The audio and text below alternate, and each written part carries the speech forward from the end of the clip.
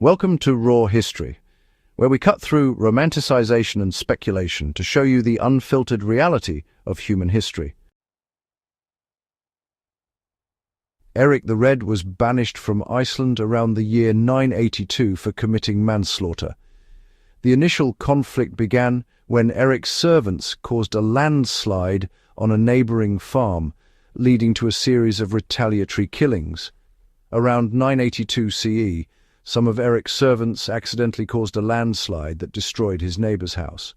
His neighbor killed Erik's servants, and in revenge, Erik killed his neighbor. After this first incident, Erik relocated to other islands, but trouble followed him.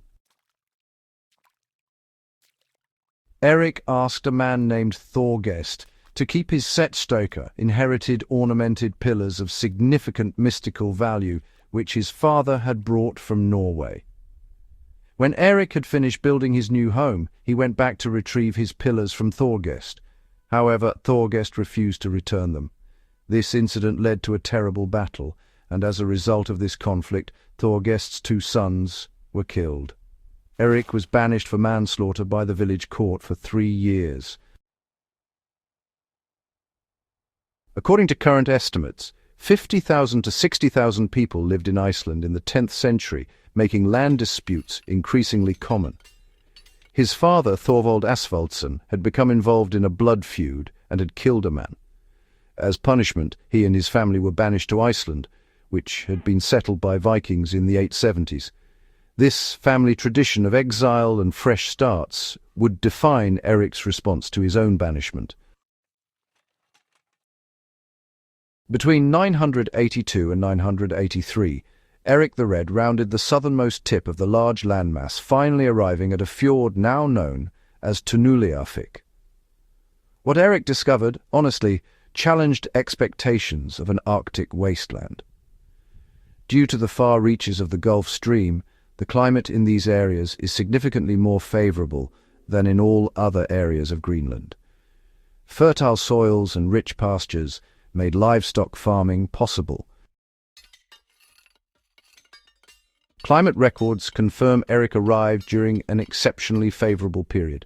Lake sediment cores collected near Norse settlements in southern Greenland indicate that average annual temperatures rose about 1.5 degrees Celsius around the time the Norse settled there. This warming made southwestern Greenland's fjords, surprisingly habitable for Norse agricultural practices. The economic potential exceeded what Iceland could offer. The Greenland settlements carried on a trade with Europe in ivory from walrus ivory, as well as exporting rope, sheep, seals, wool and cattle hides, according to one 13th century account. In Greenland, walrus, fur-bearing animals and Arctic exotica were abundant. The hunting grounds lay hundreds of kilometers north of the settlements, but the trade goods they provided connected Greenland directly to European luxury markets. More importantly, Greenland offered Erik something Iceland never could: the opportunity to establish himself as paramount chief of an entirely new territory. Erik returned to Iceland in the year 985 or 986. His descriptions of the new territory, honestly, they were so compelling that many people decided to follow him and establish a new colony in Greenland. Out of the 25 ships that set sail from Iceland, only 14 are believed to have landed safely. The convoy, it encountered some pretty heavy weather, and unfortunately 11 ships sank.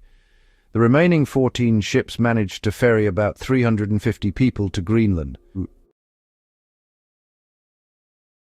At first, there was something like 400 to 500 settlers in the colony, and, it never really grew to more than 2,000 to 3,000 inhabitants. There was the larger eastern settlement, which was around what we now call Qassiarsuk, and then the smaller western settlement near today's city of Nuuk. Both of these were located on the west coast of Greenland. In the eastern settlement, Erik built his estate, Brattahlíð, which was near present-day Qassiarsuk, in the area we now know as Qassiarsuk. Erik actually held the title of paramount chieftain of Greenland, and he became both highly respected and, quite wealthy. His role as the founding chief gave him a level of authority that really surpassed what most Icelandic chieftains could ever claim. Archaeological digs at Gardar have revealed just how ambitious Norse Greenland was. The Gardar Cathedral ruins, for example, were 27 meters long when finished at the start of the 13th century and 16 meters wide. The farm there even included a well and 2 large stables. The bigger one was 60 meters long, which could house 100 cows. Erik's establishment in Greenland positioned him at the western edge of the known Norse world. Having settled many colonies in Greenland, Erik the Red had planned one other voyage of exploration. Now, Greenland lacked an important resource for the settlers: wood. One of the ships that left Iceland a few months after Erik's main fleet arrived in Greenland a few months late. When the ship finally made it to Greenland, their captain told Erik about a land he saw that was filled with wood. In the most popular version of the story, after hearing of Vinland, Leif asks his father to join him on an expedition. Having achieved everything he had wanted to in Greenland, the aging Erik is said to have agreed. However, while riding to their boats, Erik's horse stumbled. The superstitious old man took this as an omen and decided he was too old to make the trip. Though Erik never reached North America himself, his son Leif Eriksson's exploration of Vinland around the year 1000 represented the fulfillment of the expansionist vision Erik had initiated. The Greenland settlement served as the launching point for Norse exploration of North America. The economic advantages of Greenland's position became clear as trade networks developed. The settlements exported valuable Arctic goods that commanded premium prices in European markets. Results from isotopic studies of human bone collagen indicate a transition from a largely terrestrial diet supplemented by marine resources in the 11th century to a diet topping 80% marine input in the final phases of settlement. This shows successful adaptation to Greenlandic conditions as settlers increasingly exploited abundant marine resources unavailable to Icelandic farmers. So, the historical record provides no evidence that Erik ever returned to Iceland after establishing the Greenland colony in 985. The settlement actually flourished, growing to about 5,000 inhabitants spread over a considerable area along inner-fjord and the neighbouring fjords. Groups of immigrants, escaping overcrowding in Iceland, joined the original party. However, one group of immigrants, which arrived in the year 1002, brought with it an epidemic that ravaged the colony, killing many of its leading citizens, including Erik himself. The logistical challenges of large-scale return migration would have been immense.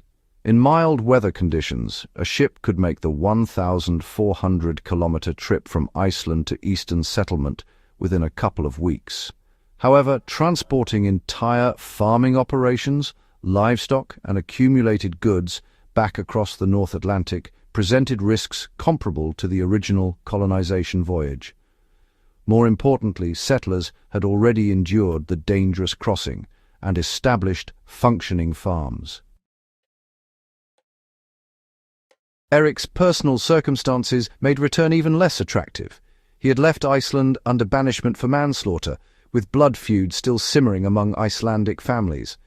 Returning would mean re-entering a social landscape where his reputation as a violent man preceded him, and where kinsmen of his victims might seek revenge.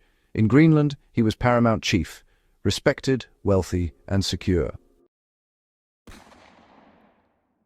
The psychological transformation proved equally significant. Erik had reinvented himself from an exiled murderer into the founder and leader of a new Norse territory.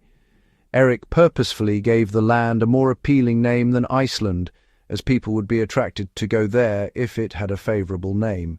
Per Erik's own words, this marketing genius reflected a man who had moved beyond his Icelandic identity to embrace his role as Greenland's founder.